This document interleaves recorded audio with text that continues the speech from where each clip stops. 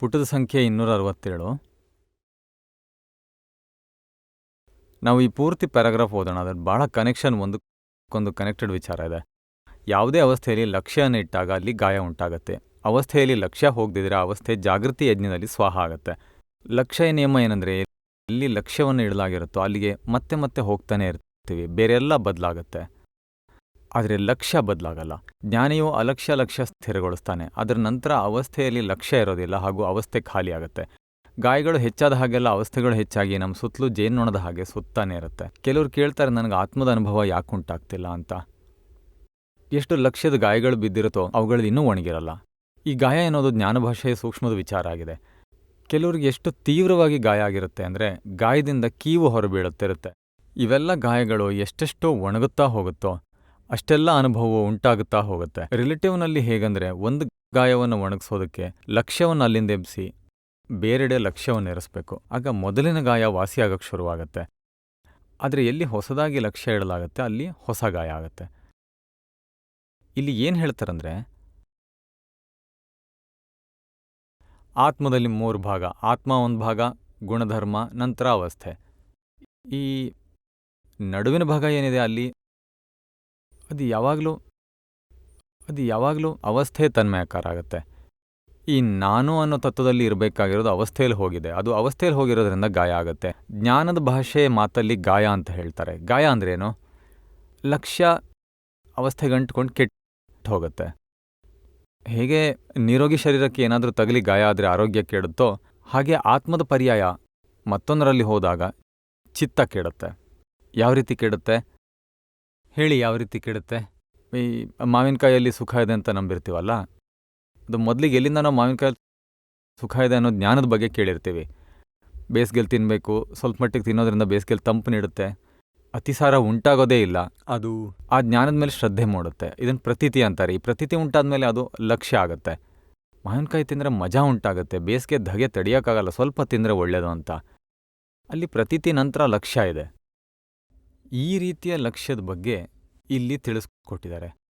ಪ್ರತೀತಿಯಲ್ಲಿ ಏನಿದೆ? ಮಾವಿನಕಾಯಿ ತಿನ್ನೋದಕ್ಕೆ ಚೆನ್ನಾಗಿರುತ್ತೆ, ಬೇಸಿಗೆಯಲ್ಲಿ ಆರೋಗ್ಯ ಚೆನ್ನಾಗಿರುತ್ತೆ, ಅತಿಸಾರ ಉಂಟಾಗಲ್ಲ. ಈ ಬಿಲೀಫ್ನ ಆಧಾರದಿಂದ ಲಕ್ಷ್ಯ ಇರಲಾರಂಭಿಸುತ್ತೆ. ಲಕ್ಷ್ಯ ಅಂದ್ರೇನು? ಜಾಗೃತಿ. ಆ ವಿಚಾರದ ಬಗ್ಗೆ ಜಾಗೃತಿ ಇರೋದ್ರಿಂದ ಆ ಮರ ನೋಡಿದಾಗೆಲ್ಲ ಅದು ಮಾವಿನ ಮರ ಅನಿಸುತ್ತೆ. ಎಲ್ಲಾದರೂ ಮಾವಿನಕಾಯಿ ಇದೆಯಾ? ಈ ಮರದಲ್ಲಿ ಇನ್ನೂ ಮಿಡಿ ಭಾಳ ಚಿಕ್ಕದು, ಅಂತ ತಿಂದರೆ ಮಜಾ ಇಲ್ಲ, ಕಚ್ಚಿದ್ರೂ ಮಜಾ ಇಲ್ಲ. ಗಾಯ ಯಾವುದು ಅಂತ ಹೇಳೋದು, ಈ ಶರೀರದಲ್ಲಿ ಗಾಯ ಆದಾಗ ಚಿತ್ತ ಅದ್ರ ಗುಂಗಲ್ಲೇ ಇರುತ್ತೆ. ಮತ್ತೆ ಯಾವ ಚಿತ್ತ ನಿರಾಳವಾಗಿ ಶುದ್ಧಾತ್ಮ ನೋಡುತ್ತಾ ಅಥವಾ ತಿಂದ್ಕೊಂಡು ಓಡಾಡ್ಕೊಂಡಿರುವಾಗ ಏನಾದರೂ ತಗಲಿ ಗಾಯ ಆಗಿದೆ, ಅದೇ ಗುಂಗಲ್ಲೇ ಇದು ಬಿಡುತ್ತೆ. ಅದೇ ರೀತಿ ಈ ಚಿತ್ತವು ಮಾವಿನಕಾಯಿ ಗುಂಗಲ್ಲೇ ಇರುತ್ತೆ. ಯಾವ ಸುಖವನ್ನು ಚಿತ್ತವು ಆತ್ಮದಿಂದ ತೆಗೆದುಕೊಳ್ಳುತ್ತೋ ಅದು ಮಾವಿನಕಾಯಲ್ಲೇ ಇರುತ್ತೆ. ಹಾಗಾಗಿ ಮಾವಿನಕಾಯಿಯಿಂದ ಬಂಧಿಸಲ್ಪಡುತ್ತೆ, ಪ್ರತಿಬದ್ಧವಾಗಿದೆ, ಬಂಧನಕ್ಕೆ ಹೊಣೆಯಾಗಿದೆ. ಮಾವಿನಕಾಯಿ ಸಿಗದೆ ಹೋದರೆ ದ್ವೇಷ ಉಂಟಾಗುತ್ತೆ, ಸಿಕ್ಕಿದ್ರೆ ರಾಗ ಸಿಗುತ್ತೆ, ನಂತರ ರಾಗ ದ್ವೇಷ ಎರಡೂ ಶುರು ಆಗುತ್ತೆ. ಆತ್ಮ ಸ್ವತಃ ಆತ್ಮರೂಪದಲ್ಲಿ ಇಲ್ಲದೆ ಹಾಳಾಗ್ತಾ ಹೋಗುತ್ತೆ. ಮೂಲದಲ್ಲಿ ಹಾಳಾಗಿರೋದೆ ನಾನು ಚಂದು ಅಂತ ನಂಬ್ಕೊಂಡು, ನಂತರ ಮಾವಿನಕಾಯಲ್ಲಿ ಸುಖ ಇದೆ ಅಂತ ನಂಬಿರೋದ್ರಿಂದ ಅದನ್ನು ಗಾಯ ಅಂತೀವಿ. ಮತ್ತು ಅದಕ್ಕೆ ಅವಸ್ಥೆಯಲ್ಲಿ ಗಾಯ ಆಗಿದೆ. ಈ ಚಿತ್ತ ನೋಡುವಾಗಲೇ ನೆನಪನ್ನು ಉಂಟು ಮಾಡುತ್ತೆ. ಎಲ್ಲಾದರೂ ಮಾವು ನೋಡಿದ್ರೆ ಅದಕ್ಕೆ ಮಾವಿನ ಎಲ್ಲ ಪರ್ಯಾಯ ಕಾಣಿಸುತ್ತೆ. ಇಲ್ಲಿ ಏನು ಹೇಳ್ತಾರಂದರೆ, ಯಾವ ಅವಸ್ಥೆಯಲ್ಲಿ ಲಕ್ಷ್ಯ ಇರುತ್ತೆ ಅಲ್ಲಿ ಗಾಯ ಇರೋದೇ ಅಲ್ವಾ? ಈ ಅವಸ್ಥೆಯ ಯಜ್ಞಾಹುತಿ ಯಾವಾಗ? ನಾನು ಹೇಳೋದೇನೆಂದರೆ, ಈ ಅವಸ್ಥೆ ಆಹುತಿ ಯಾವಾಗ? ನಾವು ಬೇರೆ ನೋಡಿದಾಗ. ಚಿತ್ತವು ಮಾವಿನಲ್ಲಿ ಹೋಗ್ತಿದೆ ಅಂತ ನಾವು ನೋಡಿದಾಗ ಹೇಳಬೇಕು, ಹೋದರೆ ಹೋಗಲಿ, ನಂಗೆ ಬೇಡ, ನನಗೆ ಶುದ್ಧಾತ್ಮ ಬೇಕು. ಹೀಗೆ ನೋಡಿದಾಗ ಬೇರ್ಪಟ್ಟು ಆ ಅವಸ್ಥೆ ಮುಗಿಯತ್ತೆ. ಈ ಲಕ್ಷ್ಯವನ್ನು ಬೇರೆ ಕಡೆಗಿಟ್ರೆ ಆಗ ಮೊದಲಿನ ಗಾಯ ಒಣಗತ್ತೆ. ಈಗ ಅಲ್ಲಿಂದ ತೆಗೆದು ಎಲ್ಲಿಡಬೇಕು? ಆವಾಗ ಲೋಕದ ಜನ ಹೇಳ್ತಾರೆ, ಡಾಕ್ಟರ್ ನಂಗೆ ಹೇಳಿದ್ದಾರೆ ಮಾವಿನಕಾಯಿ ತಿನ್ನಬೇಡ, ಅದ್ರ ಬದಲು ನಿಂಬೆಹಣ್ಣಿನ ರಸ ಕುಡೀರಿ, ಸೇಬು ತಿನ್ನಿ, ಮಾವಿನಕಾಯಿ ಮುಟ್ಬೇಡಿ, ನಿಮ್ಮ ಆರೋಗ್ಯ ಕೆಡುತ್ತೆ. ಆಗ ಅವ್ರಿಗೆ ಮಾವಿನಕಾಯಿ ನೋಡುವಾಗ ನಿಂಬೆಹಣ್ಣು ನೆನಪಾಗುತ್ತೆ. ಮನೆಗೆ ಹೋಗಿ ನಿಂಬೆ ಶರ್ಬತ್ ಕುಡಿತೀನಿ, ನಾನು ಮಾವಿನಕಾಯಿ ಮುಟ್ಟೋ ಹಾಗಿಲ್ಲ. ಹೀಗೆ ಮಾವಿನಕಾಯಿ ಲಕ್ಷ್ಯನ ತೆಗೆದು ನಿಂಬೆಲಿಡಬೇಕು. ಮಾವಿನ ಗಾಯ ಒಣಗುತ್ತೆ, ನಿಂಬೆ ಗಾಯ ಉಂಟಾಗುತ್ತೆ. ಹೀಗೆ ನಾವು ಒಂದು ರಿಲೇಟಿವ್ನಿಂದ ಮತ್ತೊಂದು ರಿಲೇಟಿವ್ನಲ್ಲಿ ಬಿದ್ದರೆ ಒಂದು ಹಳ್ಳದಿಂದ ಇನ್ನೊಂದು ಹಳ್ಳಕ್ಕೆ ಬಿದ್ದಂತೆ. ನಾವೀಗ ಹಳ್ಳದಿಂದ ದಡಕ್ಕೆ ಬರಬೇಕು. ಆತ್ಮ ಬಿಟ್ಟು ಬೇರೆ ಯಾವ ಸುಖನೂ ಬೇಡ, ಶುದ್ಧಾತ್ಮಾನುಭವ ಬಿಟ್ಟು ಬೇರೇನೂ ಬೇಡ. ಚಿತ್ತವು ಆತ್ಮದಲ್ಲಿ ಬರುತ್ತೆ. ಇಲ್ಲಿವರೆಗೆ ಅವಸ್ಥೆಯಲ್ಲಿ ಇರ್ತಿತ್ತು, ಈಗ ಅದು ತತ್ವದಲ್ಲಿ ಬರೋದ್ರಿಂದ ಸಂಪೂರ್ಣವಾಗಿ ಗಾಯ ಒಣಗೋಗುತ್ತೆ. ಮೊದಲೆಲ್ಲ ಹೊಸ ಗಾಯ ಮಾಡಿಕೊಂಡು ಹಳೇದನ್ನು ವಾಸಿ ಮಾಡ್ಕೊಳ್ಳೋದಿತ್ತು. ಈಗ ಹೊಸದಾಗಿ ಗಾಯ ಮಾಡ್ಕೊಳ್ಳೋದಿಲ್ಲ. ಹಳೆ ಗಾಯ ತನ್ನಷ್ಟಕ್ಕೆ ಒಣಗುತ್ತೆ, ಜೊತೆಗೆ ಆತ್ಮದ ಅನುಭವ ಹೆಚ್ಚುತ್ತೆ. ನಮಗೀಗ ಯಾವ ಜ್ಞಾನ ಪ್ರಾಪ್ತಿಯಾಗಿದೆ ಅದರಂತೆ ಶುದ್ಧಾತ್ಮದಲ್ಲೇ ಸುಖವಿದೆ. ಪಂಚೇಂದ್ರಿಯಗಳ ಸುಖ ಅಪಾಯ ಅಂತ ಈ ಜ್ಞಾನದ ಮೇಲೆ ಶ್ರದ್ಧೆ ಉಂಟಾಗಿದೆ. ಈ ಪ್ರತೀತಿ ಉಂಟಾಗಿರೋದ್ರಿಂದ ನಮ್ಮ ಲಕ್ಷ್ಯ ಆತ್ಮಸುಖವನ್ನು ಪಡಿಬೇಕು. ಹೊರಗಿಂದ ಸುಖ ಬೇಡ ನಮಗೆ, ಇಂದ್ರಿಯ ಸುಖ ಬೇಡ ನಮಗೆ, ಈಗ ವಿನಾಶಿ ಸುಖ ಬೇಕಿಲ್ಲ. ಯಾವ ಈ ಮೊದಲಿನ ಗಾಯ ಅದರಿಂದ ಚಿತ್ತವನ್ನು ಹೊರತೆಗೆದು ಆತ್ಮದಲ್ಲಿ ಇರಿಸ್ಬೇಕು. ಆತ್ಮದಲ್ಲಿ ಗಾಯ ಆಗಕ್ಕೆ ಬಿಡಬಾರ್ದು. ಹಾಗಾಗಿ ಇಲ್ಲಿ ಭಾಳ ಚೆನ್ನಾಗಿ ಹೇಳಿದ್ದಾರೆ. ರಿಲೇಟಿವ್ನಲ್ಲಿ ಜಗತ್ತಿನ ಜನರು ಒಂದು ಗಾಯವನ್ನು ಒಣಗಿಸಲು ಲಕ್ಷ್ಯವನ್ನು ಅಲ್ಲಿಂದ ತೆಗೆದು ಮತ್ತೊಂದರಲ್ಲಿ ಇರಿಸ್ತಾರೆ. ಆಗ ಮೊದಲಿನ ಗಾಯ ಒಣಗಲು ಪ್ರಾರಂಭ ಆಗುತ್ತೆ. ಮತ್ತೊಂದರಲ್ಲಿ ಲಕ್ಷ್ಯವನ್ನು ಇರಿಸೋದ್ರಿಂದ ಅಲ್ಲಿ ಗಾಯ ಉಂಟಾಗುತ್ತೆ. ರಾಗ ಕೂಡ ಗಾಯ ಆಗುತ್ತೆ, ದ್ವೇಷನೂ ಗಾಯ ಆಗುತ್ತೆ. ಈ ಮಾವಿನಲ್ಲಿ ಸುಖ, ಮದುವೆಯಲ್ಲಿ ಸುಖ, ತಾಯಾಗೋದ್ರಲ್ಲಿ ಸುಖ, ಮನೆ ಮಾಡೋದ್ರಲ್ಲಿ ಸುಖ, ಇದೆಲ್ಲ ಹೊರಗಿನ ಭಾಗ ಸ್ಥೂಲದಲ್ಲಾಗಿದೆ. ನಂತರ ನಾನು ಹೇಳಿದನ್ನು ಬೇರೆಯವ್ರು ಒಪ್ಕೊಂಡ್ರೆ ಸುಖ ಇದರಿಂದಲೂ ಗಾಯ ಉಂಟಾಗತ್ತೆ. ಆಗ ತುಂಬ ನೋವಾಗತ್ತೆ. ಅಲ್ಲಿ ಯಾರಾದರೂ ಒಪ್ಪದೆ ಹೋದರೆ ಅವ್ರನ್ನ ಹೊರ ಹಾಕಿ. ಹೀಗೆ ಎಷ್ಟೊಂದು ಸೂಕ್ಷ್ಮ ರೀತಿಯಲ್ಲಿ ಗಾಯ ಉಂಟಾಗ್ತಾನೆ ಇರುತ್ತೆ. ಯಾಕೆಂದರೆ ಅವಸ್ಥೆಗಳು ಬದಲಾಗ್ತಾ ಇರುತ್ತೆ ಹಾಗೂ ಅವುಗಳಿಂದ ಬಿಲೀಫ್ ಹೆಚ್ಚಾಗತ್ತೆ. ಇದರಿಂದಾಗಿ ಆತ್ಮದ ಸಾಮರ್ಥ್ಯವೆಲ್ಲ ರಿಲೇಟಿವ್ಗೆ ಅಂಟ್ಕೊಂಡು ಮುಗಿಸ್ಬಿಡ್ಲಾಗತ್ತೆ, ಮುಗ್ದೋಗತ್ತೆ. ಅಜ್ಞಾನದ ಸ್ಥಿತಿಯಲ್ಲಿ ಮನುಷ್ಯ ಹಗಲು ರಾತ್ರಿ ಆತ್ಮಶಕ್ತಿಯನ್ನು ಹೊರಗಿನ ವಿಚಾರಗಳಲ್ಲೇ ಖಾಲಿ ಮಾಡ್ತಾನೆ. ಈಗ ನಮ್ಮ ಬಿಗಿನಿಂಗ್ ಆತ್ಮದೆಡೆಗೆ ಉಂಟಾಗಿದೆ. ನಾನು ಶುದ್ಧಾತ್ಮ, ನನ್ನ ಸಂಸಾರದ ಯಾವುದೇ ವಸ್ತು ಬಯಸಲ್ಲ, ಶುದ್ಧಾತ್ಮಾನುಭವ ಬಿಟ್ಟು ಬೇರೇನೂ ಬಯಸೋದಿಲ್ಲ, ನನಗೆ ಎಂಥದೂ ಬೇಡ. ಅದಕ್ಕಾಗಿ 5 ಆಜ್ಞೆಗಳಿಂದ ಸಂಭಾವದಿಂದ ಬಗೆಹರಿಸ್ಕೋಬೇಕು. ಅವಸ್ಥೆಗಳನ್ನೆಲ್ಲ ಸಂಭಾವದಿಂದ ಬಗೆಹರಿಸ್ಕೋಬೇಕು. ಈ ಮನೇಲಿ ಹೇಳ್ತಾರಲ್ಲ, ಅತ್ತೆ ಬಹಳ ಜೋರು ಅಂದಾಗ ನಾವು ತಿಳಿಬೇಕು, ಅತ್ತೆ ಅನ್ನೋದು ಅವಸ್ಥೆ. ಅದು ಭಾನುಗೆ ಹೇಳ್ತಿದ್ದಾರೆ ನಾನು ಶುದ್ಧಾತ್ಮ ಅಂತ. ಆಗ ಅವಸ್ಥೆನ ಸಮಭಾವದಿಂದ ಬಗೆಹರಿಸೋದು. ಹಾಗೆ ಅದು ಬಿಟ್ಟು ನಾವಲ್ಲಿ ಅವ್ರು ಯಾಕೆ ಹಾಗೆ ಹೇಳಿದ್ರು, ಅವರೇನು ಅಂದ್ಕೊಂಡಿದ್ದಾರೆ ಅಂದಾಗ ಅವಸ್ಥೆಯಲ್ಲೂ ಗಾಯ ಉಂಟಾಗುತ್ತೆ. ನಂತರ ಗಾಯ ದೊಡ್ಡದಾಗಿ ಅದರಿಂದ ಕೀವು ಆಚೆ ಬರುತ್ತೆ. ಈ ಕೀವು ಅಂದರೆ ಮಾನಸಿಕವಾಗಿ ನೋವು ಉಂಟಾಗತ್ತಲ್ವಾ? ಹೆಚ್ಚಾಗುತ್ತೆ. ಗಾಯ ಸಣ್ಣದಾಗಿ ಉಂಟಾಗುತ್ತೆ. ನಂತರ ಕೊಳೆಯಲು ಶುರುವಾದಾಗ ಅಂದರೆ ವಿಚಾರ ಹೆಚ್ಚು ಗಾಢ ಆಗುತ್ತೆ, ಗಾಢದಿಂದ ಉಗಾಢ ಆಗುತ್ತೆ. ಇದರಿಂದ ಇನ್ನೂ ಹೆಚ್ಚಿನ ದುಃಖ ಆಗುತ್ತೆ. ಆಮೇಲೆ ನೋಡಿ ಇಲ್ಲಿ ಏನು ಹೇಳಿದ್ದಾರೆ ಅಂತ, ಅದರಲ್ಲೇ ಭ್ರಮಣೆ ಮಾಡ್ತಾ ಇರೋದು. ಆಗ ಕೀವು ಉತ್ಪನ್ನ ಆಗಕ್ಕೆ ಶುರು ಆಗುತ್ತೆ. ಆಮೇಲೆ ಇಲ್ಲಿ ನಂತರದ ಪ್ಯಾರಾಗ್ರಾಫ್ನಲ್ಲಿ ಬರುತ್ತೆ, ಪೂರ್ವದ ಪರ್ಯಾಯದಲ್ಲಿ ಹೆಚ್ಚಿನ ಜಿಗುಪ್ಸೆ ಉಂಟಾಗಿದ್ರೆ ಈಗ ಹೆಚ್ಚಿಗೆ ಹೊರಬರುತ್ತೆ. ಚಿತ್ತ ಅಲ್ಲೇ ಅಂಟ್ಕೊಂಡಿರುತ್ತೆ, ಗಂಟುಗಟ್ಟಲೆ ಅದರಲ್ಲೇ ಇದ್ಬಿಡುತ್ತೆ. ನಂತರ ಅದರಲ್ಲೇ ಚಿತ್ತ ಸುತ್ತಾ ಇರುತ್ತೆ. ಅದಕ್ಕೆ ಕೆಲವ್ರು ಹೇಳ್ತಾರಲ್ವ, ಆ ವ್ಯಕ್ತಿ ಬಗ್ಗೆ ನನಗೆ ಪ್ರತಿಕ್ರಮಣ ಮಾಡೋಕ್ಕಾಗೋದೇ ಇಲ್ಲ, ಅವ್ರು ನೋಡುವಾಗಲೇ ಎಷ್ಟೊಂದು ದ್ವೇಷ ಉಂಟಾಗುತ್ತೆ, ಪ್ರತಿಕ್ರಮಣ ಆಗೋದೇ ಇಲ್ಲ. ಈಗ ಅವರು ಅಷ್ಟೊಂದು ಜಿಗುಪ್ಸೆ ವ್ಯಕ್ತಪಡಿಸೋದ್ರ ಜೊತೆಗೆ ಆ ವ್ಯಕ್ತಿ ಮೇಲೆ ಅಭಿಪ್ರಾಯ ಇಟ್ಕೊಳ್ತಾ ಹೆಚ್ಚು ಮಾಡ್ಕೊಂಡ್ಬಿಡ್ತಾರೆ. ಆ ವ್ಯಕ್ತಿ ಹಾಗೆ ಹೀಗೆ ಅಂತ. ಆ ವ್ಯಕ್ತಿ ನೋಡುವಾಗಲೇ ಅಷ್ಟೊಂದು ದ್ವೇಷ, ಲೇಯರ್ಸ್ ಇರುತ್ತೆ. ಹಾಗಾಗಿ ಹೊಸ ವಿಚಾರ ಅರ್ಥ ಆಗೋದೇ ಇಲ್ಲ, ಅಲ್ಲಿ ಕಳೆ ವಿಚಾರ ಹೊರಟು ಹೋಗೋದೇ ಇಲ್ಲ. ಈ ಅಕ್ರಮ ವಿಜ್ಞಾನದಲ್ಲಿ ಏನಾಗುತ್ತೆ, ಹೊಸದಾಗಿ ಕಾಸಸ್ ಸ್ಟಾಪ್ ಆಗುತ್ತೆ. ದಾದಾರ್ ಅವರ ಆಜ್ಞೆಲಿರೋದೇ ಸರಿ, ಶುದ್ಧಾತ್ಮದಲ್ಲಿರಬೇಕು, ಬಗೆಹರಿಸ್ಕೋಬೇಕು, ಅವರನ್ನು ದೋಷಿ ಅಂತ ನೋಡಬಾರ್ದು. ಹೀಗೆಂದು ಹೊಸ ಜ್ಞಾನ ಹಿಡಿಲಾಗಿದೆ.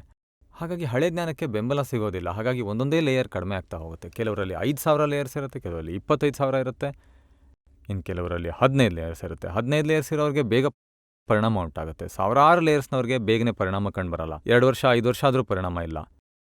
ಹಾಗಾಗಿ ನಂತರ ಗೊಂದಲ ಉಂಟಾಗುತ್ತೆ, ಯಾಕೆ ಇನ್ನೂ ಹಿಂಗೆ ಆಗ್ತಾ ಇದೆ ಅಂತ. ಇಲ್ಲಿ ಹೆಚ್ಚಿಗೆ ಲೇಯರ್ಸ್ ಇರೋದ್ರಿಂದ ಹೆಚ್ಚು ಸಮಯ ತಗೋತಾ ಇದೆ. ಅದೇನೆಂದರೆ ಚಿತ್ತ ಯಾವುದ್ರಲ್ಲಿರುತ್ತೋ ಪರಮಾಣು ಚಾರ್ಜ್ ಆಗುತ್ತೆ, ಆಮೇಲೆ ಅದು ಗ್ರಂಥಿ ರೂಪದಲ್ಲಿ ಉಳ್ಕೊಳ್ಳುತ್ತೆ. ಈ ಮನೋಗ್ರಂಥಿ ಪೂರ್ವಜನ್ಮದಲ್ಲಿ ಚಿತ್ತ ಎಲ್ಲೆಲ್ಲಿ ಸುತ್ತಾಡಿದೆ, ಅದು ಈ ಜನ್ಮದಲ್ಲಿ ಮನೋಗ್ರಂಥಿ ಸ್ವರೂಪವಾಗಿ ಫಲವನ್ನು ನೀಡುತ್ತೆ. ಎಲ್ಲ ಗಂಟುಗಳು, ವಿಷಯದ ಗಂಟು, ಮಾನದ ಗಂಟು, ಲೋಭದ ಗಂಟು, ಕಪಟದ ಗಂಟು, ಮೋಹದ ಗಂಟು, ಎಲ್ಲ ಗಂಟುಗಳು ಈಗ ಫಲ ನೀಡುತ್ತೆ. ಅವೆಲ್ಲ ಯಾವುದು ಒಳಗೆ ತುಂಬಿಕೊಂಡಿರೋ ಸರಕುಗಳು, ಅವುಗಳಿಂದ ಹೊರಗೆ ಬರ್ತಿದೆ ಅಂತ ನಾವು ಅರ್ಥ ಮಾಡ್ಕೋಬೇಕು. ನನ್ನ ಸ್ವರೂಪ ಬೇರೆ ಆಗಿದೆ, ಇಷ್ಟನ್ನೇ ಅರ್ಥ ಮಾಡ್ಕೊಳ್ಬೇಕಾದ್ರೆ ಅದು ನನ್ನ ಸ್ವರೂಪ ಅಲ್ಲ, ನಾನು ಆತ್ಮಸ್ವರೂಪ. ಇದು ಅರ್ಥ ಮಾಡ್ಕೊಂಡು ಅಳವಡಿಸ್ತಾ ಹೋದರೆ ಹಳೇದಕ್ಕೆ ಬೆಂಬಲ ಸಿಗಲ್ಲ. ತುಂಬಿಸ್ಕೊಂಡಿರೋ ಸರಕೆಲ್ಲ ಖಾಲಿ ಆಗ್ತಾ ಹೋಗುತ್ತೆ. ಅವುಗಳ ಕಾಲ ಪಕ್ವವಾಗತ್ತೆ. 15-18 ವರ್ಷ ತಡ ಆದರೂ ಸಹ ಅವುಗಳಿಗೆ ಎಂಡ್ ಬರೋದೇ ಆಗಿದೆ. ದಾದಾ ಹೇಳ್ತಾರೆ, ಅನಂತ ಜನ್ಮಗಳಿಂದ ಗಾಯಗಳು ಉಳಿದ್ಬಿಟ್ಟಿರೋದ್ರಿಂದ ಅಸೀಮ ಜೈ ಜೈಕಾರೋ ಅಂತ ಹೇಳೋದ್ರಿಂದ ಆ ಅಮೃತ ಬಿಂದುಗಳಿಂದ ವಾಸಿಯಾಗತ್ತೆ. ಇದು ಯಾವ ರೀತಿ ರಿಲೇಟಿವ್ನಲ್ಲಿ? ಅದೇ ರೀತಿ ಈಗ ಚಿತ್ತ ಯಾವುದ್ರಲ್ಲಿರುತ್ತೆ, ಅಸೀಮ್ ಜೈ ಜೈಕಾರದಲ್ಲಲ್ವಾ, ಅದಕ್ಕೊಂದು ಸ್ಥಾನ ಸಿಗ್ತಲ್ವಾ. ಹಾಗೂ ಸೇಫ್ ಸೈಡ್ ಇರೋಂಥ ಜಾಗ, ಪ್ರಶಸ್ತರಾಗದ ಸ್ಥಾನ. ಇಲ್ಲದೆ ಹೋದರೆ ಚಿತ್ತವು ಮಗನಿಂದ ತೊಂದರೆ ಉಂಟಾದರೆ ಮಗಳ ಕಡೆ ಚಿತ್ತ ಅಂಟ್ಕೊಳ್ಳುತ್ತೆ. ಹಾಗೂ ಮಗಳಿಂದ ತೊಂದರೆ ಉಂಟಾದರೆ ಗಂಡನ ಕಡೆಗೆ ಅಂಟ್ಕೊಳ್ಳುತ್ತೆ. ಗಂಡನಿಂದ ತೊಂದರೆ ಉಂಟಾದರೆ ಪಕ್ಕದ ಮನೆ ಮಗುವಿನ ಕಡೆ ಹೋಗುತ್ತೆ. ಹೀಗೆ ರಿಲೇಟಿವ್ನಿಂದ ರಿಲೇಟಿವ್ಗೆ ಅದರಲ್ಲೇ ಅಲ್ದಾಡ್ತಾ ಇರುತ್ತೆ.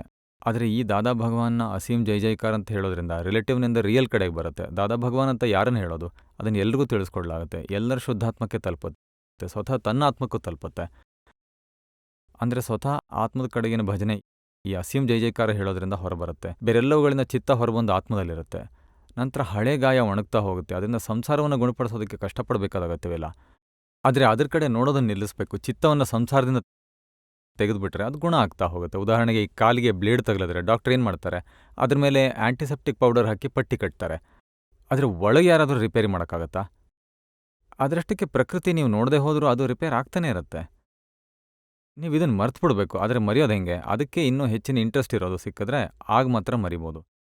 ಹಾಗಾಗಿ ನಮಗೆ ಹೆಚ್ಚಿನ ಇಂಟ್ರೆಸ್ಟ್ ಉಳ್ಳವುಗಳು ಸಿಕ್ಕಿವೆ. ಸತ್ಸಂಗ, ಜ್ಞಾನ, ಐದಾಜ್ಞೆ, ಶುದ್ಧಾತ್ಮ, ಅಸೀಂ ಜೈ ಜೈಕಾರ, ಆರತಿ, ಭಕ್ತಿ, ಸಾಮಾಯಿಕ, ಪ್ರತಿಕ್ರಮಣ ಇವೆಲ್ಲ ಇನ್ನೂ ಹೆಚ್ಚಿನ ಇಂಟ್ರೆಸ್ಟೆಡ್ ಆಗಿದೆ. ಹಾಗಾಗಿ ಸಂಸಾರದ ಗಾಯ ಗುಣ ಆಗೋದಕ್ಕೆ ಶುರು ಆಗುತ್ತೆ. ಅರ್ಥ ಆಯ್ತಲ್ವಾ? ಅಂದ್ರೆ ಅಕ್ರಮ ವಿಜ್ಞಾನದಿಂದಾಗಿ ಇವೆಲ್ಲ ಪ್ರೋಸೆಸ್ ಆಟೋಮೆಟಿಕ್ ಆಗುತ್ತಾ ಹೋಗುತ್ತೆ. ಇದೆಲ್ಲ ಒಳಗೆ ವೈರಿಂಗ್ ಹೇಗೆ ಅಳವಡಿಸಿದ್ದಾರೆ ಅಂತ ತೋರಿಸೋದು. ನಮ್ಗೆ ಕೇವಲ 5 ಸ್ವಿಚ್ ಅಂತ ತೋರಿಸ್ತಾರೆ. ಹಾಗೂ ಯಾವುದೆಲ್ಲ ಎಲೆಕ್ಟ್ರಿಕ್ ಸಾಮಾನು ಯಾವ್ಯಾವ ಸ್ವಿಚ್ಚಿಂದ ಹೀಟರ್ ಆನ್ ಆಗುತ್ತೆ, ಫ್ಯಾನ್ ಆನ್ ಆಗುತ್ತೆ, ಏರ್ ಕಂಡೀಷನ್ ಆನ್ ಆಗುತ್ತೆ, ಲೈಟ್ ಆನ್ ಆಗುತ್ತೆ, ಎಲ್ಲನೂ ತೋರಿಸ್ಕೊಡ್ತಾರೆ. ಇದರಿಂದ ಒಳಗಿನ ವೈರಿಂಗ್ ಕನೆಕ್ಷನ್ಸ್ ಎಲ್ಲ ಗೊತ್ತಾಗುತ್ತೆ. ಸೂಕ್ಷ್ಮದಲ್ಲಿ ಹೇಗಿದೆ ಕನೆಕ್ಷನ್ ಅಂತ ಒಳಗಿಂದೆಲ್ಲ ಇನ್ಫಾರ್ಮೇಷನ್ ರೀತಿಯಲ್ಲಿ ಸಾಧಾರಣವಾಗಿ ತಿಳ್ಕೊಂಡು ಆಮೇಲೆ ಮುಚ್ಚಿಬಿಡ್ಬೇಕು. ಆಮೇಲೆ 5 ಆಜ್ಞೆ ಹಿಡ್ಕೊಬಿಡ್ಬೇಕು. 5 ಆಜ್ಞೆಗಳಿವೆಯಲ್ಲ, ಅವು 5 ಬಣ್ಣದ ಬಟನ್ಗಳು: ಹಸಿರು, ಹಳದಿ, ಕೆಂಪು, ಬಿಳಿ, ಕಪ್ಪು ಅಲ್ವಾ? ಅವುಗಳ ಮೇಲೆ ಬರೆಯಲಾಗಿ ಆದರೆ ಓದಕ್ಕೆ ಬರಲ್ಲ. ಹಾಗಾಗಿ ಕಪ್ಪು ಸ್ವಿಚ್ಚಿಂದ ಲೈಟ್ ಆಫ್ ಆಗುತ್ತೆ, ಬಿಳಿ ಸ್ವಿಚ್ಚಿಂದ ಮತ್ತೊಂದು ಲೈಟ್ ಆಫ್ ಆಗುತ್ತೆ, ಕೆಂಪು ಸ್ವಿಚ್ಚಿಂದ AC ಆನ್ ಆಗುತ್ತೆ, ಬಿಸಿ ಗಾಳಿ ಬರುತ್ತೆ. ಹೀಗೆ ಅರ್ಥ ಮಾಡ್ಕೋಬೇಕು. ಆದರೂ ಒಬ್ಬ ರಿಪೇರಿಂಗ್ ಮಾಡೋ ಎಲ್ಲ ಧ್ಯಾನದಲ್ಲಿ ಇಟ್ಕೋಬೇಕಾಗತ್ತೆ. ಲೈಟ್ ಆನ್ ಆಗದೆ ಹೋದರೆ ಎಲ್ಲ ಬಣ್ಣದ ಸ್ವಿಚ್ ಒತ್ತಾನೆ, ಎಲ್ಲ 5 ಸ್ವಿಚ್ಚನ್ನು ಒಮ್ಮೆಗೆ ಒತ್ತಾನೆ. ಆದರೂ ಮನೇಲಿ ಲೈಟ್ ಹೊತ್ಕೊಳ್ಳೋದಿಲ್ಲ. ಆಗ ನಾವು ರಿಪೇರಿಂಗ್ ನವನಿಗೆ ಏನೋ ತೊಂದರೆ ಆಗಿದೆ ಅಂತ ಕೇಳೋಗ ಅವನು, ನೀವು ಸ್ವಲ್ಪ ಹೊರಗೆ ಹೋಗಿ ಕೂತ್ಕೊಳ್ಳಿ, ಚಹಾ ಕಾಫಿ ಕುಡೀರಿ, ವೈರಿಂಗ್ ಎಲ್ಲ ಚೆಕ್ ಮಾಡಿ, ವೈರಿಂಗ್ ಎಲ್ಲ ಸೆಟ್ ಮಾಡಿದ ನಂತರ ಸರಿ ಹೋಗುತ್ತೆ ಅಂತಾನೆ. ಮತ್ತೊಂದು ವಿಷಯ ಏನಂದರೆ, ಕೆಲವ್ರು ಕೇಳ್ತಾರೆ ನನಗೆ ಅನುಭವ ಯಾಕೆ ಉಂಟಾಗಲ್ಲ ಅಂತ. ಯಾಕೆಂದರೆ ಎಷ್ಟೆಲ್ಲ ಲಕ್ಷ ಗಾಯಗಳು ಉಂಟಾಗಿವೆ, ಅವುಗಳು ವಾಸಿಯಾಗದೆ ಅನುಭವ ಆಗಕ್ಕೆ ಬಿಡಲ್ಲ. ನಾವು ಆತ್ಮಾನುಭವದ ಕಡೆಗೆ ಮುಂದುವರಿಬೇಕಿದ್ರೆ ನಮಗೆ ಭಾವನೆಯಲ್ಲಿರಬೇಕು. ಯಾರ ಬಗ್ಗೆ ಆಗಲಿ ಸಣ್ಣ ವಿಚಾರ ನೆನಪಿಗೆ ಬಂದರೂ ತಕ್ಷಣ ಅವರಲ್ಲಿ ಶುದ್ಧಾತ್ಮ ನೋಡಬೇಕು, ನಿರ್ದೋಷನ ನೋಡಬೇಕು, ಅಕರ್ತ ನೋಡಬೇಕು. ನನ್ನ ಲೆಕ್ಕಾಚಾರವಾಗಿದೆ, ಅವರು ತಪ್ಪಲ್ಲ, ಎಷ್ಟು ನಿರ್ದೋಷಿ ಅಂತ ನೋಡ್ತೇವೆ, ಅಷ್ಟು ಗಾಯ ವಾಸಿ ಆಗ್ತಾ ಹೋಗುತ್ತೆ. ಅವ್ರನ್ನ ಆತ್ಮರೂಪವಾಗಿ ನೋಡೋದ್ರಿಂದ ಗಾಯ ವಾಸಿ ಆಗುತ್ತೆ. ನಾನು ಶುದ್ಧಾತ್ಮ ದೀಪಕ್ನಿಗೆ ಆಗ್ತಿದೆ ಅಂದರೂ ಗಾಯ ವಾಸಿ ಆಗುತ್ತೆ. ತಕ್ಷಣ ಅಲ್ಲಿ 5 ಆಜ್ಞೆ ಅಳವಡಿಸ್ಕೋಬೇಕು. ಯಾವುದೇ ವಿಚಾರ ಯಾರ ಬಗ್ಗೆ ಆಗಿರಲಿ ನೆನಪಿಗೆ ಬಂದರೆ ಆಜ್ಞೆ ಅಳವಡಿಸ್ಕೋಬೇಕು. ಇದು ಸರಳವಾದ ಮಾರ್ಗ ಆಗಿದೆ ಅಲ್ವಾ? ಅದು ಬಿಟ್ಟು ಬೇರೆನೆಲ್ಲ ಹೇಳೋದು, ನಾನು ಹಾಗೆ ಮಾಡ್ತೀನಿ, ಹೀಗೆ ಮಾಡ್ತೀನಿ, ವ್ಯವಹಾರ ಅಲ್ವೇ, ವ್ಯವಹಾರ, ಹಾಗೆ ಹಣ ಕೊಟ್ಬಿಟ್ರೆ ಶಾಂತಿ, ಅವೆಲ್ಲ ಸ್ಥೂಲದ ನಿಮಿತ್ತವಾಗಿದೆ. ಇದರಿಂದ ಸಂಪೂರ್ಣ ಸೊಲ್ಯೂಷನ್ ಸಿಕ್ಕಲ್ಲ. ಹಣ ಕೊಟ್ಟರೆ ಮುಗೀತು, ಕೇಳ್ತಿರುವಾಗ ಕೊಟ್ಟರೆ ಗಲಾಟೆ ಇಲ್ಲ ಅಂತ ಹೇಳೋದು, ಇದೆಲ್ಲ ಸರಿಯಾದ ಮಾರ್ಗ ಅಲ್ಲ. ಅಂಥವ್ರ ಬಗ್ಗೆ ಪ್ರತಿಕ್ರಮಣ ಮಾಡಬೇಕು, 5 ಆಜ್ಞೆ ಅಳವಡಿಸ್ಕೋಬೇಕು. ಅಲ್ಲದೆ ಎಲ್ಲನ ವ್ಯವಸ್ಥಿತ ಪೂರ್ತಿ ಮಾಡುತ್ತೆ. ಕೊಡೋರು ಕೊಡ್ತಾರೆ, ತೆಗೆದುಕೊಳ್ಳೋನು ತೆಗೆದುಕೋತಾನೆ.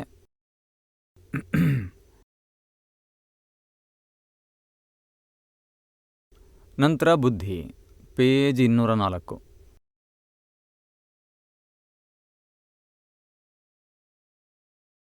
ಇವ್ರು ಕೇಳ್ತಾ ಇದ್ದಾರೆ, ಬುದ್ಧಿಯು ಮನಸ್ಸಿನ ಕೆಲವೊಂದು ಪರ್ಯಾಯಗಳನ್ನು ಕೆಲವು ಹಂತದವರೆಗೆ ತಿಳಿಸುತ್ತೆ, ಆದರೆ ಆತ್ಮ ಎಲ್ಲ ಪರ್ಯಾಯ ತಿಳಿದಿರುತ್ತೆ.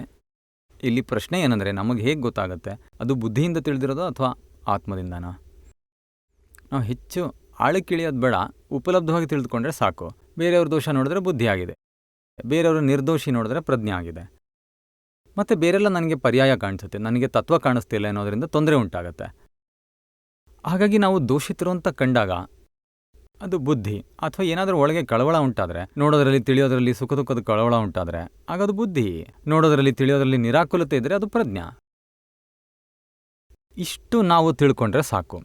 ನಮಗೀಗ ತಿಳಿದಿದೆ ಎಲ್ಲ ವ್ಯವಸ್ಥಿತ ಹಾಗೂ ಲೆಕ್ಕ ಅಂತ. ನಾವೀಗ ರಾಗದ್ವೇಷ ಮಾಡಬಾರ್ದು, ಸಂಭಾವದಿಂದ ಮಾಡಬೇಕು. ನಮ್ಮ ಜಿಗ್ಟು ಫೈಲ್ ಅಂತೆಲ್ಲ ಹೊರಗಡೆ ಕಳಿಸ್ಬೇಕು. ಇದು ಹೊರಗಡೆ ಕಳಿಸಿದಾಗ ಮನಸ್ಸಿಗೆ ಎಷ್ಟು ಸಮಾಧಾನ ಆಗುತ್ತೆ ನೋಡಿ. ಪ್ರಶ್ನೆ ಅದೇ ಆಗಿದೆ, ಕಳವಳದಿಂದ ಗೊತ್ತಾಗ್ತಾ ಇದೆಯಲ್ಲ. ಬೇರೆ ಯಾವ ರೀತಿ ಹೇಳಿ? ಯಾವ ರೀತಿ? ಜ್ಞಾನದ ತಿಳುವಳಿಕೆ ಇದ್ದಿದ್ರೆ ಈ ಕಳವಳದ ಪರಿಣಾಮದಿಂದಲೂ ಮೇಲಿನ ಸ್ಥಿತಿಗೆ ಹೋಗ್ಬೋದಿತ್ತು ಅಲ್ವಾ? ಅಲ್ಲಿರೋದೇ ಇಲ್ಲ. ಇರೋದೇ ಇಲ್ಲ, ಜ್ಞಾನವೇ ಆಗಿದೆ. ಕಳವಳ ಅನ್ನೋದು ಒಂದೇ ವಸ್ತು. ಆನಂದ, ನಿರಾಕುಲತೆ, ಕಳವಳ. ಈ ನಿರಾಕುಲತೆ ಅನ್ನೋದು ಕಳವಳವಿಲ್ಲದ ಸ್ಥಿತಿ. ನಿರಾಕುಲತೆ ಕಡಿಮೆ ಆದರೆ ಕಳವಳಕ್ಕೆ ಒಳಗಾಗ್ತೀವಿ. ತಪ್ಪಿಲ್ಲದೆ ಕಳವಳಕ್ಕೆ ಒಳಗಾಗಲು ಸಾಧ್ಯವೇ ಇಲ್ಲ. ಹಾಗಾಗಿ ಎಲ್ಲೋ ಸ್ವಲ್ಪ ತಪ್ಪು ಉಂಟಾಗಿದೆ. ತಪ್ಪು ಅಂತ ಯಾವಾಗ ಹೇಳೋದು? ಯಾರಿಗೆ ಕರ್ತ ಅಂತ ಬಂದಾಗ, ಭೋಗಿಸ್ಬೇಕು ಅಂತ ಬಂದಾಗ, ಮಮತೆ ಉಂಟಾದಾಗ, ಅಹಂಕಾರ ಉಂಟಾದಾಗ, ಬೇರೆಯವರನ್ನು ದೋಷಿ ಅಂತ ನೋಡಿದಾಗ, ಯಾವುದೇ ಒಂದಿದ್ರೂ ಅದನ್ನು ಕಳವಳ ಅಂತ ಕರಿತೀವಲ್ವಾ? ಏನ್ ಕೇಳ್ತೀನಂದ್ರೆ ಕಳವಳ ಉಂಟಾಗ್ತಾ ಇರೋದೇ ಗೊತ್ತಾಗ್ತಾ ಇದೆ, ಬೇರೆ ಇನ್ಯಾವ ರೀತಿಯಿಂದ ಸಾಧ್ಯ ಇಲ್ವಾ? ಬೇರೆಲ್ಲ ಈ ಕಳವಳ ಅನ್ನೋದು ಎರಡು ರೀತಿಲಿದೆ. ಒಂದು ಸುಖದ ಮಸ್ತಿ, ಮತ್ತೊಂದು ದುಃಖದ ರೂಪದಲ್ಲಿ ಕಳವಳ ಆಗೋದು. ಈ ಮಸ್ತಿ ಅಂದರೆ ನಿರಾಕುಲತೆ ಅಲ್ಲ. ಮಸ್ತಿ ಇಳಿದ್ರೆ ಹೇಗೆ ಹೆಂಡ ಕೊಡದ ಮನುಷ್ಯನ ಮತ್ತು ಇಳಿದ್ರೆ ಬಲಹೀನಾಗಿ ಬಿದ್ದಿರ್ತಾನೋ ಹಾಗೆ ಈ ಮಸ್ತಿ. ಈ ಮಸ್ತಿ ಒಂಥರ ಹೇಗೆ ಗೊತ್ತಾ? ಈ ಮಸ್ತಿನ ನಿಜವಾದ ಸುಖ ಅಂತ ನಂಬ್ಕೋಬಾರ್ದು. ಮಸ್ತಿ ಅಂದ್ರೆ ಏನು? ಕೆಲವೊಂದು ವ್ಯೂ ಪಾಯಿಂಟ್ನ ವಿಚಾರದಲ್ಲಿ ಎಲ್ಲರೂ ಸೇರ್ಕೊಂಡಿರುವಾಗ ಹೇಳ್ತಾರೆ, ಓ ಭಾನುಬೇನ್ ಹೇಳೋದು ಸರಿ ಇದೆ, ನೀವು ಯಾರೂ ಮಾತಾಡಬೇಡಿ, ಅವ್ರು ಹೇಳ್ತಾರೆ. ಆಗ ನಮ್ಗೆ ಆ ಸಮಯದಲ್ಲಿ ಮಸ್ತಿ ಅನಿಸುತ್ತೆ. ಈ ಮಸ್ತಿ ನಮ್ಗನ್ಸುತ್ತೆ ಅದು ಆತ್ಮದ ಸುಖವೆಂದು. ಅಲ್ಲ, ಈ ರಿಲೇಟಿವ್ ವಿಚಾರದಲ್ಲಿ ಸರಿ ಅಂತ ಹೇಳಿದ್ರೆ ಅದನ್ನು ಆತ್ಮದ ಸುಖ ಅಂತೀವಿ. ನಮ್ಮ ನಿರೀಕ್ಷೆಯಂತೆ ಆಗತ್ತೆ, ನಮ್ಮ ಮಾತನ್ನು ಜನ ಒಪ್ತಾರೆ, ಜನರು ಹೇಳ್ತಾರೆ, ಓ ಭಾಳ ಚೆನ್ನಾಗಿ ಹೇಳಿದ್ರಿ, ಭಾಳ ಚೆನ್ನಾಗಿತ್ತು, ನಿಜವಾಗಿ ಅದ್ಭುತ ವಿಚಾರ ಹೇಳಿದ್ರಿ. ಆಗ ನಮಗೆ ಸಿಹಿ ಅನ್ಸುತ್ತೆ. ಅದು ಆತ್ಮದ ಸುಖವಲ್ಲ. ಮತ್ತೊಂದರ ಆಧಾರದಿಂದ ಉಂಟಾಗೋ ಸುಖ ನಿಜವಾದ ಸುಖ ಅಲ್ಲ, ಆತ್ಮದ ಸುಖವಲ್ಲ. ಬೇರೆ ಹೊರಗಿನ ಯಾವುದೇ ಆಧಾರವಿಲ್ಲದೆ ಆತ್ಮದ ಆಧಾರದಿಂದ ಉಂಟಾಗೋದು ಅದು ನಿರಾಲಂಬ ಆತ್ಮದ ಸುಖವಾಗಿದೆ. ಅದು ನಿಜವಾದ ಸುಖ ಅಲ್ಲ. ಹಾಗಾಗಿ ಯಾವಾಗ ಸಿಹಿ ಅನ್ಸುತ್ತೋ ಅದು ಅಪಾಯವೇ. ಕಹಿ ಉಂಟಾದಾಗ ನಮಗೆ ಗೊತ್ತಾಗತ್ತಲ್ವಾ ಅದು ಸಿಹಿ ಇದೆಯಾ ಕಹಿ ಇದೆಯಾ ಅಂತ. ಮತ್ತು ಈ ರೆವಲ್ಯೂಷನ್, ಗ್ರಾಸ್ಪಿಂಗ್ ಪವರ್, ಆಮೇಲೆ ಧಾರಣೆ ಶಕ್ತಿ, ಇವೆಲ್ಲ ಯಾವುದ್ರ ಗುಣ? ಯಾವ ರೀತಿ ಕಂಡುಕೊಳ್ಳೋದು? ನಮಗೆ ಅವು ಯಾವ ರೀತಿಯಿಂದ ಹೆಲ್ಪ್ ಮಾಡುತ್ತೆ? ಈ ರೆವಲ್ಯೂಷನ್ ಅಂದರೆ ಬುದ್ಧಿಯ ರೆವಲ್ಯೂಷನನ್ನೇ ರೆವಲ್ಯೂಷನ್ ಅಂತ ಕರಿತೀವಿ. ರೆವಲ್ಯೂಷನ್ ಅಂದ್ರೇನು? ಹೇಗೆ ಈ ಚಿಕ್ಕ ಮಕ್ಕಳಿಗೆ ಆಟ ಆಡ್ತಾರಲ್ವಾ, 8-10 ಬಗೆ ಧಾನ್ಯಗಳು, ಅಕ್ಕಿ, ಬೆಲೆ, ಗೋಧಿ ಎಲ್ಲಾನ ಇಟ್ಟು ಮತ್ತದನ್ನು ಬೇಗ ನೋಡ್ಕೊಳ್ಳಿ, ಕೇವಲ 10 ಸೆಕೆಂಡ್, 1, 2, 3 ಹೇಳ್ತಾ 10 ಸೆಕೆಂಡ್ಗೆ ಹೊರಗೆ ಕಳಿಸ್ತಾರೆ. ನಂತರ ಬರೀರಿ ಏನೇನು ನೋಡಿದ್ರಿ ಅಂತ. ಇಲ್ಲಿ ಧಾರಣೆನ ಯಾವ ರೀತಿಯಿಂದ ಮಾಡ್ಕೊಳ್ಳಲು ಸಾಧ್ಯ? ಅದು ಬುದ್ಧಿಯಿಂದ ಅಂತ ಹೇಳ್ತಾರೆ. ಹಾಗೂ ರೆವಲ್ಯೂಷನ್ ಹೆಚ್ಚಿದ್ರೆ 1 ನಿಮಿಷದಲ್ಲಿ 20 ವಸ್ತು ನೋಡ್ಬೋದು, 1 ನಿಮಿಷದಲ್ಲಿ 50 ನೋಡ್ಬೋದು, ಹಾಗೆ 1 ನಿಮಿಷದಲ್ಲಿ 100 ನೋಡೋ ಶಕ್ತಿ ಇರುತ್ತೆ. ಬುದ್ಧಿ ರೆವಲ್ಯೂಷನ್ ಎಲ್ಲ ಬುದ್ಧಿಯ ಪರ್ಯಾಯ ಆಗಿದೆ. ಅಲ್ಲಿ ಏನು ಹೇಳ್ತಿದ್ದಾರೆ ಅನ್ನೋದನ್ನು ಅರ್ಥ ಮಾಡ್ಕೋಬೇಕು. ಕೆಲವರಂತೂ ಅವ್ರು ಹೇಗಿರ್ತಾರೆ ಅಂದರೆ, ಯಾರನ್ನಾದರೂ ಅವ್ರ ಮನೆಗೆ ಹೋಗಿ ಇದಾರ ನೋಡ್ಕೊಂಡು ಬಾ ಅಂದರೆ ಅಲ್ಲಿಗೆ ಹೋಗಿ ಬಂದಮೇಲೆ ಕೇಳಿದ್ರೆ, ಮನೇಲಿ ಕೂತಿದ್ದಾರೆ, ಇನ್ನೂ ಯಾರೆಲ್ಲ ಇದ್ದಾರೆ ಅಂದರೆ, ನಾನು ಬೇರೆ ಏನೂ ನೋಡಿಲ್ಲ ಅಂದರೆ ಬೇರೆ ಯಾರಾದರೂ ಇದಾರೋ ಇಲ್ವೋ ನನಗೆ ಗೊತ್ತಿಲ್ಲ ಅಂತಾರೆ. ಸುಮ್ಮನೆ ಹೋಗ್ಬಿಟ್ಟು ಬಂದೆ ಅಂತಾರೆ. ಅವ್ರ ಬುದ್ಧಿ ಅಷ್ಟು ಮಾತ್ರ ತಿರುಗಿರುತ್ತೆ. ಸುಮ್ಮನೆ ನೋಡಿ ಬಂದ್ಬಿಡ್ತಾರೆ. ಅದೇ ಮತ್ತೊಬ್ರನ್ನ ಕಳಿಸಿದ್ರೆ ಹೇಳ್ತಾರೆ, ಅವ್ರ ಚಿಕ್ಕಮ್ಮ ಇದ್ದಾರೆ, ಈಗ ಕರಿಯಕ್ಕೆ ಹೋಗ್ಬಿಡಿ, 10-15 ವಸ್ತು ನೋಡ್ಕೊಂಡು ಬಂದಿರ್ತಾರೆ. ಆ ವ್ಯಕ್ತಿ ಕುಳಿತಿದ್ದಾರೆ, ಅವರೊಟ್ಟಿಗೆ ಮನೇಲಿ ಇನ್ನೂ 15 ಜನ ಇದ್ದರು, ಅವರಿದ್ರು ಇವರಿದ್ರು, ಭಾಳಷ್ಟು ವಿಚಾರ ಹೇಳ್ತಾರೆ. ಅದೇ ಮೊದಲು ಕಳಿಸ್ದವನಿಗೆ ಇದ್ದಾರೋ ಇಲ್ವೋ ಅಷ್ಟೇ. ಇನ್ನೂ ಕೆಲವ್ರನ್ನ ಕಳಿಸಿದ್ರೆ ಹೇಳ್ತಾರೆ, ನಾನು ಮನೆಯೊಳಗೆ ಹೋಗಲಿಲ್ಲ, ಒಳಗಿನಿಂದ ಶಬ್ದ ಬರ್ತಿತ್ತು. ಹಾಗಾಗಿ ಯಾರೋ ಇರಬೇಕು ಅನಿಸುತ್ತೆ, ಇಷ್ಟೇ ನೋಡಿ ಬರ್ತಾರೆ. ಈ ಗ್ರಾಸ್ಪಿಂಗ್ ಪವರು ಅಹಂಕಾರದಾಗಿದೆ. ಅಹಂಕಾರ ಧಾರಣೆ ಮಾಡುತ್ತೆ. ಅಹಂಕಾರ ಅಂದರೆ ಸಂಸಾರದ ಧಾರಣೆ, ಅಹಂಕಾರ ಮಾಡೋದು. ಧಾರಣೆ ಹಾಗೂ ಗ್ರಾಸ್ಪಿಂಗ್ ಪವರ್ ಒಂದೇ ಅರ್ಥ. ಈ ಆತ್ಮದ ಧಾರಣೆಯನ್ನು ಪ್ರಜ್ಞಾ ಮಾಡುತ್ತೆ. ಪ್ರಜ್ಞಾ ಮತ್ತು ಸಮ್ಯಕ್ ದೃಷ್ಟಿ, ಯಾವ ರೈಟ್ ಬಿಲೀಫ್ ಹೊಂದಿರೋ ಭಾಗವಿದೆ ಅದರ ಆಧಾರದಿಂದ ಪ್ರಜ್ಞಾ ಉತ್ಪನ್ನ ಆಗುತ್ತೆ. ಇದರಿಂದ ಮೋಕ್ಷದ ಧಾರಣೆ ಮಾಡ್ಕೋಬೋದು. ಹಾಗೂ ರಾಂಗ್ ಬಿಲೀಫ್ ಅಹಂಕಾರ ಆಗಿದೆ, ಅದು ಸಂಸಾರದ ಎಲ್ಲ ಧಾರಣೆ ಮಾಡುತ್ತೆ. ಹೇಳ್ತಾರಲ್ಲ, ವ್ಯವಹಾರದಂತೆ ನಾವು ನಡ್ಕೋಬೇಕು, ಅವ್ರು 3 ಬಾರಿ ಬಂದಿದ್ದಾರೆ, ನಾವು 1 ಬಾರಿ ಆದರೂ ಹೋಗಲೇಬೇಕು. ನಮಗೆ ಈ ಎಲ್ಲ ಸಿದ್ಧಾಂತಗಳನ್ನು ತಿಳಿದುಕೋಬೇಕು, ಅದರ ಧಾರಣೆ ಮಾಡ್ಕೊಳ್ಬೇಕು ಅನ್ನೋ ನಿಶ್ಚಯ ಇರಬೇಕು. ಅದು ನಿಮ್ಗೆ ಹೆಂಗೆ ಗೊತ್ತಾಯಿತು? ಇವೆಲ್ಲ ಪ್ರತಾಪ, ಈ ಬುದ್ಧಿ, ಅಹಂಕಾರದ್ದು. ಈ ವ್ಯವಹಾರಗಳೆಲ್ಲವನ್ನೂ ನೋಡಿ ನಂತರ ಹಾಗೆ ಮಾಡಬೇಕು, ಹೀಗೆ ಮಾಡಬೇಕು ಅನ್ನೋದನ್ನು ಧಾರಣೆ ಮಾಡಬೇಕು. ಅದರ ಆಧಾರದ ಮೇಲೆ ವ್ಯವಹಾರ ನಡೆಸಬೇಕು. ಆಮೇಲೆ ನಾನು ಶುದ್ಧಾತ್ಮ, ಎಲ್ಲ ವಿಚಾರ ಬರ್ತಿವೆ. ಹೀಗೆ ಈ ಜ್ಞಾನದಿಂದ ಹಿಡಿಬೇಕು. ಮನಸ್ಸು ನೆಗೆಟಿವ್ ತೋರಿಸಿದ್ರೆ ಪ್ರತಿಕ್ರಮಣ ಮಾಡಬೇಕು. ಇವೆಲ್ಲ ಪ್ರಜ್ಞಾದಿಂದ ಧಾರಣೆ ಮಾಡಬೇಕು. ಯಾವಾಗ ಕೆಟ್ಟ ವಿಚಾರ ಬರುತ್ತೆ ಆಗ ತಕ್ಷಣ ಪ್ರಜ್ಞೆ ಉಪಸ್ಥಿತ ಆಗುತ್ತೆ ಹಾಗೂ ಎಚ್ಚರಿಸುತ್ತೆ. ಆತ್ಮದ ಸಂಬಂಧವಾಗಿ ಎಲ್ಲವನ್ನು, ಸತ್ಸಂಗ ಇವೆಲ್ಲವನ್ನು ಪ್ರಜ್ಞಾಧಾರಣೆ ನೋಡ್ಕೊಳ್ಳುತ್ತೆ. ಹೊರಗಿಂದೆಲ್ಲ ಅಹಂಕಾರ ಧಾರಣೆ ನೋಡುತ್ತೆ. ಅರ್ಥ ಆಯ್ತಲ್ವಾ? ನಮಗೆ ಯಾವ ರೀತಿಯಲ್ಲಿ ಸಹಾಯ ಆಗುತ್ತೆ ಹಾಗೂ ಹೇಗೆ ಬೆಳೆಸ್ಕೊಳ್ಳೋದು. ರಿಲೇಟಿವನ್ನು ಬೆಳೆಸೋದ್ರಲ್ಲಿ ಅರ್ಥನೇ ಇಲ್ಲ, ಅದು ಅಂತಿಮವಾಗಿ ನಿರ್ಗಮಿಸುತ್ತೆ. ನಾವು ಈ ರಿಯಲ್ ಕಡೆಗಿನ ಸಹಾಯದ ಭಾಗ ತಗೋಬೇಕು. ಯಾವ ರೀತಿಲಿ ಎಷ್ಟು ರಿಲೇಟಿವ್ನಲ್ಲಿ ಮೋಹ ರಾಗ ದ್ವೇಷ ಬಿಡ್ತಾ ಬರುತ್ತೋ ಅಷ್ಟು ರಿಲೇಟಿವ್ ವಿಸ್ತೃತವಾಗುತ್ತಾ ಹೋಗುತ್ತೆ. ಆಮೇಲೆ ಅಲ್ಲಿರೋ ರಿಯಲ್ನ ಆರಾಧನೆ ನಮ್ಮಲ್ಲಿ ಹೆಚ್ಚುತ್ತೆ. 5 ಆಜ್ಞೆಗಳು, ಶುದ್ಧಾತ್ಮ, ದಾದಾರವರ ಜ್ಞಾನವಾಣಿ, ಓದೋದು, ಸತ್ಸಂಗ, ಅದರಲ್ಲಿ ಭಾಗಿಯಾಗೋದು, ಇದರಿಂದ ನಮಗೆ ರೈಟ್ ಬಿಲೀಫ್, ಪ್ರಜ್ಞಾಶಕ್ತಿ, ಅರಿವಿನ ಧಾರಣೆ ಹೆಚ್ಚುತ್ತಾ ಹೋಗುತ್ತೆ. ಹಾಗೂ ಇದು ನಮಗೆ ಸಂಸಾರದಿಂದ ಬಿಡಿಸುತ್ತೆ. ಆಮೇಲೆ ರಿಲೇಟಿವ್ನಲ್ಲಿ ಎಲ್ಲ ಬಂಧನ ಇತ್ತು ಅಂದರೆ ನಾವು ಯಾವುದೇ ಧಾರಣೆ ಮಾಡ್ಕೊಳ್ಳೋದಕ್ಕೂ ಶಕ್ತಿ ಹೆಚ್ಚಿಸ್ಬೇಕಾಗಿಲ್ಲ. ಯಾವುದರಿಂದ ಹೆಚ್ಚಾಗುತ್ತೆ, ಎಷ್ಟೆಷ್ಟು ಬ್ರಹ್ಮಚರ್ಯ ಸಿದ್ಧಿ ಆಗುತ್ತಾ ಹೋಗುತ್ತೋ, ಚಿತ್ತ ಕೆಟ್ಟು ಎಲ್ಲ ವಿನಾಶಿ ವಸ್ತುಗಳಲ್ಲಿ ಅಲ್ಲಾಡ್ತಿರುತ್ತೋ, ಆಮೇಲೆ ಅದು ಈಗ 5 ಆಜ್ಞೆಗಳಲ್ಲಿದ್ದು ಪ್ರತಿಕ್ರಮಣ ಮಾಡಿ ಸ್ವಚ್ಛಗೊಳ್ಳುತ್ತಾ ಹೋದ ಹಾಗೆ ಈ ಸ್ವಚ್ಛಗೊಂಡ ಭಾಗವೇ ವಿಜ್ಞಾನ ಧಾರಣೆ ಮಾಡಿಕೊಳ್ಳುತ್ತೆ. ಹಾಗೂ ನಾವು ವಿಜ್ಞಾನವನ್ನು ಧಾರಣೆ ಮಾಡ್ಕೋಬೇಕು ಅನ್ನೋ ನಿಶ್ಚಯ ಇಟ್ಕೋಬೇಕು. ನಮಗೆ ಎಲ್ಲ ಸಿದ್ಧಾಂತ ತಿಳ್ಕೋಬೇಕು ಹಾಗೂ ಧಾರಣೆ ಮಾಡ್ಕೋಬೇಕು ಅನ್ನೋ ನಿಶ್ಚಯ ಇರಬೇಕು. ಆದರೆ ಪ್ರತಿನಿತ್ಯ ಪಾಲಿಸ್ಬೇಕಾಗಿರೋದೇನು 5 ಆಜ್ಞೆಗಳು ಹಾಗೂ ಪ್ರತಿಕ್ರಮಣ. ಹಾಗೂ ನಾನು ಶುದ್ಧಾತ್ಮ, ಫೈಲ್ 1 ಬೇರೆ. ಇಷ್ಟು ಜ್ಞಾನವನ್ನು ಸಾಧಾರಣವಾಗಿ ಅಳವಡಿಸ್ಕೊಂಡ್ರೆ ಅದ್ರ ಪರಿಣಾಮದಲ್ಲಿ ಎಲ್ಲ ಉಂಟಾಗತ್ತೆ. ಗೊತ್ತಾಯ್ತಲ್ವಾ? ಜೈ ಸಚ್ಚಿದಾನಂದ್. ಈ 3 ಶಬ್ದ ಹೇಳಿದ್ರಲ್ಲ ಧಾರಣೆಯ ಶಕ್ತಿ ಬಗ್ಗೆ, ಅವುಗಳನ್ನು ಅರಿವು, ಪರೀಕ್ಷಣ ಸತ್ಯ ಹಾಗೂ ನಿರೀಕ್ಷಣೆ, ಈ 3ರಲ್ಲಿ ಏನಾದರೂ ಕನೆಕ್ಷನ್ ಇದೆಯೇ? ಅರಿವು ಬೇರೆ ವಸ್ತು, ಪರೀಕ್ಷಣೆ ಬೇರೆ, ನಿರೀಕ್ಷಣೆ ಬೇರೆ. ಪರೀಕ್ಷಣೆ ಬುದ್ಧಿಯಿಂದ ಉಂಟಾಗುತ್ತೆ, ನಿರೀಕ್ಷಣೆ ಜ್ಞಾನದಿಂದ ಉಂಟಾಗುತ್ತೆ. ಹಾಗೂ ಅರಿವು ದರ್ಶನದ ಭಾಗವಾಗಿದೆ. ಅರಿವು ಮೂಡುತ್ತೆ, ಆದರೆ ನಂತರ ಅದರಲ್ಲಿ ನಿರೀಕ್ಷಣೆ ಇರೋದಿಲ್ಲ. ಅರಿವಿನ ದರ್ಶನದಿಂದ ಮುಂದಕ್ಕೆ ಜ್ಞಾನದ ಕಡೆ ಮುಂದುವರೆದರೆ ಆ ಜ್ಞಾನವುಳ್ಳ ಭಾಗ ನಿರೀಕ್ಷಣೆ ಮಾಡುತ್ತೆ. ಅಲ್ಲಿ ಪರೀಕ್ಷಣೆ ಅಂದ್ರೇನೋ ಹಿತ ಅಹಿತ, ಅದು ಕೆಲ್ಸಕ್ಕೆ ಬರೋಂಥದ್ದು, ಉಪಯೋಗವಿಲ್ಲದು, ಕೆಟ್ಟದು ಒಳ್ಳೆಯದು, ಅದೆಲ್ಲ ಪರೀಕ್ಷಣೆ. ನಿರೀಕ್ಷಣೆಯಲ್ಲಿ ತನ್ನ ಸ್ವಂತದ್ದು ಹಾಗೂ ಹೊರಗಿನದ್ದು ಅನ್ನೋ ಭೇದ ಇಲ್ಲ, ಆದರೆ ಆತ್ಮ ಜಾಗೃತಿ ಕಡೆ ಇರುತ್ತೆ, ಅದು ಪ್ರಜ್ಞಾ ಇದೆ. ಪರೀಕ್ಷಣೆ ಬುದ್ಧಿಯಿಂದಾಗಿದೆ ಹಾಗೂ ಅರಿವು ದರ್ಶನದಿಂದಾಗಿದೆ.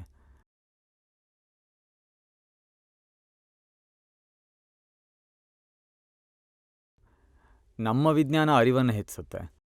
ಅರಿವು ಅಂದರೆ ಕೇವಲ ದರ್ಶನ ಉಂಟಾಗಿದೆ, ಅದೀಗ ಸಮ್ಯಕ್ ದರ್ಶನ ಆಗಿದೆ.